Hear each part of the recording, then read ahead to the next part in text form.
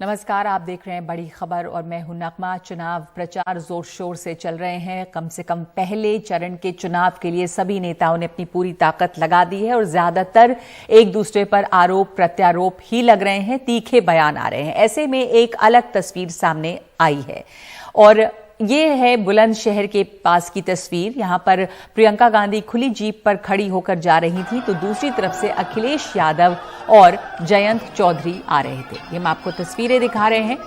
एक तरफ से अखिलेश यादव और जयंत चौधरी आ रहे थे, दूसरी तरफ खुली जीप में प्रियंका गांधी जा रही थी।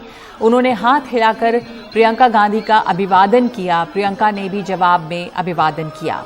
कांग्रेस के एक कार्यकर्ता ने ये तस्वीर ट्वीट की है। तो चुनाव प्रचार के ऐसे दौर में जब नेता एक दूसरे के ऊपर सिर्फ हमलावर है, ये एक अच्छी तस्वीर है, एक फील गुड तस्वीर है। जब एक दूसरे को देखकर दो बड़ी पार्टियों के नेता खुश हो रहे हैं, एक दूसरे का अभिवादन कर रहे हैं।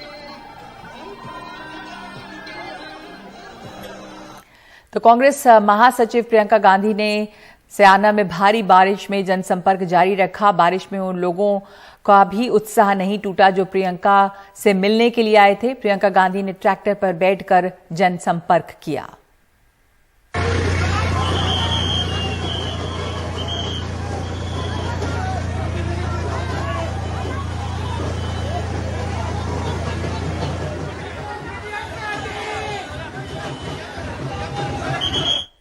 तो कोई भी नेता अपना वक्त बिल्कुल नहीं गंवाना चाह रहा है। जितना वक्त है वो चुनाव प्रचार में पूरी जान झोंक रहे हैं सभी। उत्तर प्रदेश में 10 फरवरी को होने वाले पहले चरण के चुनाव के लिए तमाम दल अब मैदान में हैं जोर शोर से। इस चरण में एनसीआर यानी कि दिल्ली के आसपास के इलाकों में वोट डाले जाएंगे। इसके लिए तमाम बड़े नेता गाजियाबाद और नोएडा में प्रचार के लिए पहुंचे हैं। मायावती ने कविनगर में और गृहमंत्री अमित शाह ने लोनी में रैली की। गृहमंत्री अमित शाह ने समाजवादी पार्टी पर माफिया राज को बढ़ावा देने का आरोप लगाया और कहा कि अगर ये सत्ता में आए तो योगी सरकार में पलायन कर चुके माफिया फिर से सर उठाने लगेंगे। दिल्ली से कैसी मंगाते तो खुद सीता हमने कहा था कि 2017 में पूर्ण बहुमत की भाजपा की सरकार बनाओ। हम उत्तर प्रदेश से माफियाओं का नामो निशान खत्म कर देंगे। कल अभी तो नामांकन किया है, अखिलेश बाबू यहां आए, उनके गुंडों ने तांडव किया है। मैं आज यहां कहकर जाता हूं, अपने आपे में रहिएगा, घर में रहिएगा। ये भारतीय जनता पार्टी की सरकार। अखिलेश यादव ने सीएम योगी के गर्मी शांत करने वाले बयान पर आज फिर पलटवार किया और कहा कि वो मुख्यमंत्री हैं, कोई कंप्रेसर नहीं जो गर्मी शांत करेंगे। पहले चरण में यहां के लोगों ने ऐसी हवा चलाई है कि भारतीय जनता पार्टी और खासकर मुख्यमंत्री जी, उनको समझ में नहीं आ रहा कि क्या कहा जाए। वो हमारे मुख्यमंत्री हैं, वो कोई कंप्रेसर थोड़ी है कि हमें ठंडा कर देंगे। हमारे बहुत सारे लोग हैं, जानते होंगे, फ्रिज में ठंडी चीज रखने के लिए कंप्रेसर होता है। कंप्रेसर खराब हो जाए तो क्या मुख्यमंत्री जी हमारे कंप्रेसर हैं? और मायावती भी मैदान में उतरी हैं और वो अब जब से सामने आई हैं तीनों पार्टी पर हमला कर रही हैं। समाजवादी पार्टी पर आज गाजियाबाद की सभा में उन्होंने कहा कि सपा के राज में कमजोरों के साथ सौतेला व्यवहार किया गया है। जब समाजवादी पार्टी पावर में थी तो खासकर दलितों व अति पिछड़े वर्गों के मामले में हर स्तर पर हमें इनका सौतेला रवैया ही देखने के लिए मिला है। जब यूपी में समाजवादी पार्टी की सरकार थी तो सपा सरकार जो अपने आज जो चुनाव के समय में, अभी तो उनकी सरकार नहीं है, लेकिन आज समाजवादी पार्टी ये जो जगह जगह ये कहती है कि सर्व समाज के हितों की पार्टी है और वीकर सेक्शन के लिए बहुत काम किया है। मैं समझती हूँ कि इसमें रत्ती भर भी सच्चाई नहीं है। मेरठ में ओवैसी के काफिले पर फायरिंग की खबर आई शाम को। ओवैसी के हवाले से ये कहा गया, ओवैसी ने ट्वीट किया और कहा कि उनकी गाड़ी पर गोलियां चली उन्होंने उस गाड़ी की फोटो भी शेयर की जिस पर गोली चलने की खबर है। छजारसी टोल प्लाजा के पास चली गोलियां और इस पुलिस का ये कहना है कि एक व्यक्ति को हिरासत में लिया गया है और उससे पूछताछ हो रही है। असदुद्दीन ओवैसी ने खुद ट्वीट करके इस गाड़ी की तस्वीर ट्वीट की थी और ये भी लिखा था कि गोलियां चलाई गई लेकिन वो सब लोग ठीक हैं। पिलखुवा के पास जो टोल गेट है वहां पर हम पहुंचे, हमारे साथ 4 गाड़ियां थी। बड़ी धाम से आवाज आई तो हम बोले क्या हुआ, फिर दूसरी आवाज आई तो हमारे साथ जो गाड़ी में हमारे दोस्त गाड़ी चला रहे थे यामीन खान, बोले भाई हमला हो रहा। तो हमारी गाड़ी से उन्होंने बड़ी क्विक थिंकिंग से इस गाड़ी को पुश किया, ये सफारी को, और वहां से निकले। फिर और एक आवाज आई, जब हम निकल रहे थे एक और आवाज आई। तो मेरे ख्याल से 3 से 4 राउंड की फायरिंग हुई। हमारी गाड़ी के लेफ्ट साइड के ऊपर 2 होल्स के निशान है, एक गोली शायद, और एक निशान है लेफ्ट साइड मडगार्ड के ऊपर।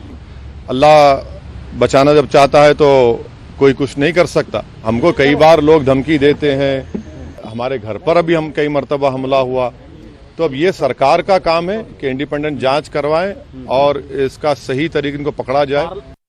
ओवैसी जी के जो टारगेट है वो जा रहा था और उसमें 2 लड़कों ने आके फायरिंग की मौके पे तुरंत यहाँ पे, क्योंकि हमारी चेक पोस्ट भी थी। पुलिस ने मौके पे पहुंचने पे उसमें जो संदिग्ध के एक व्यक्ति था उसको हिरासत में लिया है, उससे पूछताछ चल रही है। दूसरा उसका साथी था जो वो अभी भाग गया है और उसके लिए भी हम सर्च ऑपरेशन कर रहे हैं और बाकी जैसे ही और तथ्य सामने आएंगे आपको अवगत करा देंगे। कितने राउंड फायरिंग की सूचना है? इसमें किसी के भी कोई भी घायल होने की सूचना नहीं, अभी तक किसी का कोई घायल हुआ नहीं है इसमें, ना किसी को गोली लगी। नवजोत सिंह सिद्धू पर अक्सर पाकिस्तान को लेकर निशाना साधा जाता है। इस पर अब उनकी पत्नी नवजोत कौर सिद्धू अपने पति सिद्धू का साथ देती नजर आई। नवजोत कौर सिद्धू से बात की है हमारे सहयोगी शरद शर्मा ने। अगर पाकिस्तान को जप्फी डाली तो कॉरिडोर खुलवाया और आज ट्रेड भी खोलना चाह रहे हैं इसलिए कि हमारे में से हर बंदा करोड़पति बन जाए। हम यहाँ से ट्रेड करेंगे। यहाँ पे Amritsar was known as a textile industry का पार्क। यहाँ पे आईटी क्यों नहीं आई? वो यही आरोप लग रहे हैं कि भाई पाकिस्तान चले जाओ, ऐसी बात। मतलब हम पंजाब में काम कर रहे हैं और वो मान रहा है हमारी बात कि ईमानदारी से काम चलेगा, मेरा भी गुजारा होगा, आपका भी गुजारा होगा। तो एक अच्छा इंसान कह रहा है कि बॉर्डर पे तुमने स्कैनर्स लगाने हैं। अरे टमाटर, आलू, प्याज, सोया, ये कुछ भी आपने भेजना हो, कोई डिवाइस भेजना हो, स्कैनर लगा के आप स्कैन करके नहीं देख सकते उसमें हीरोइन आ रही है कि बॉम्ब आ रहा है। आज अडानी के पोर्ट पे 35,000 करोड़ की आप हेरोइन पकड़ते हो, आपने पोर्ट बंद कर दिया।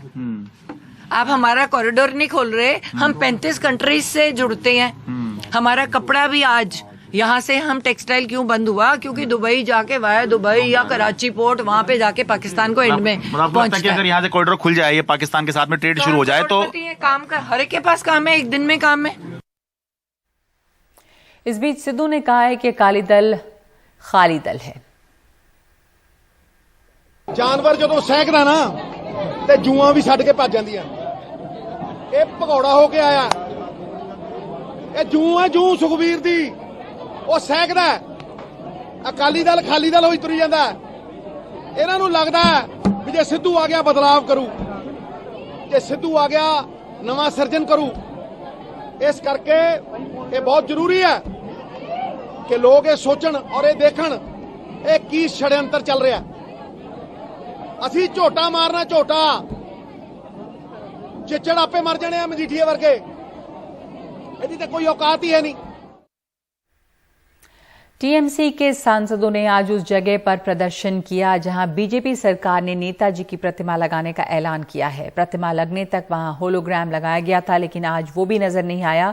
इसका विरोध कर रहे सांसदों ने वहां पर रोशनी करने की मांग की और पूछा कि नेताजी को क्यों अंधेरे में रखा जा रहा है।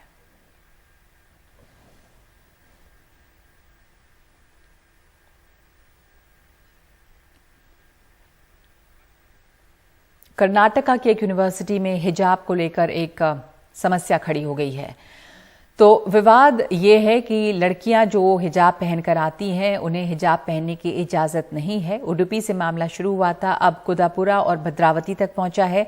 इस मामले को लेकर एक याचिका कर्नाटक हाई कोर्ट में दाखिल की गई है, जिस पर मंगलवार को सुनवाई होगी। जो छात्राएं हिजाब पहनकर कॉलेज पहुंच रही हैं, उन्हें अंदर नहीं दाखिल होने दिया जा रहा है। ऐसे में कई छात्राओं की पढ़ाई रुकी हुई है। सभी अपनी मान्यताओं और संस्कृति के हिसाब से कपड़े पहनते हैं, तो सवाल है कि इसमें आपत्ति क्यों? ಸಂವಿಧಾನದಲ್ಲಿ ಯಾವ ರೂಲ್ಸ್ ಅಲ್ಲಿ ಹಿಜಾಬ್ ಇಲ್ಲ ಅಂತ ಯಾವ ಎಲ್ಲಾ ಧರ್ಮದಲ್ಲಿ ಎಲ್ಲಾ ಅವ್ರವ್ರ ಫೆಸ್ಟಿವಲ್ ಅನ್ನ ಆಚರಿಸುತ್ತಿತ್ತು ಸರ್। उडुपी के एक पीयू कॉलेज के गेट पर मचा हंगामा अब पास के शिवमोग्गा और भद्रावती तक पहुंच गया।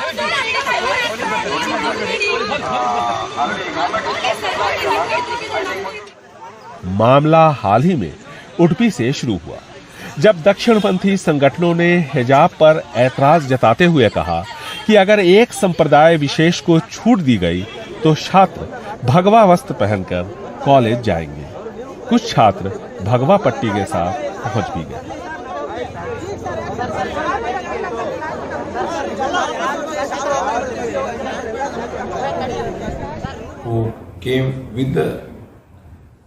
कुछ हिजाब पहनकर क्लास में आना चाहते थे। मैंने सभी से बात की तो दूसरा ग्रुप अपने हिसाब से कुछ और पहनकर आना चाहता है।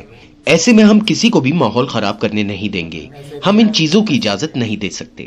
Naturally, if the other students are also saying that, if you are able to, if you can allow them, definitely we will come with this. उधर लड़कियां कह रही हैं कि अब तक इस पर रोक नहीं थी, अचानक रोक लगाई गई है। मामला कर्नाटक हाई कोर्ट तक पहुंच गया है। लड़कियों को हिजाब की इजाजत मांगते हुए अर्जी दी गई है। इस मामले की वजह से सांप्रदायिक सौहार्द खराब हुआ है। कुछ लड़के भगवा दुपट्टा डालकर आ गए। हमने सभी परिवारों से अपील की कि वे सरकार की नीति का पालन करें। अब तक कुछ हुआ नहीं और मामला उठ खड़ा हुआ है।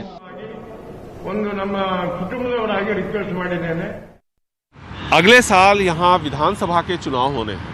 ऐसे में मौजूदा हालात के हिसाब से सभी राजनीतिक दलों को मुद्दों की तलाश है। हिजाब विवाद इसी का नतीजा है। मुख्यमंत्री बसवराज बोम्मई चुप है, क्योंकि बाहरी होने की वजह से बीजेपी और आरएसएस के नेताओं का शुरू से ही उन पर दबाव रहा है। ऐसे में अदालत का रुख ही अब इस मामले में निर्णायक होगा। बेंगलुरु से कैमरामैन गोविंद मूर्ति के साथ निहाल किदवई, एनडीटीवी इंडिया।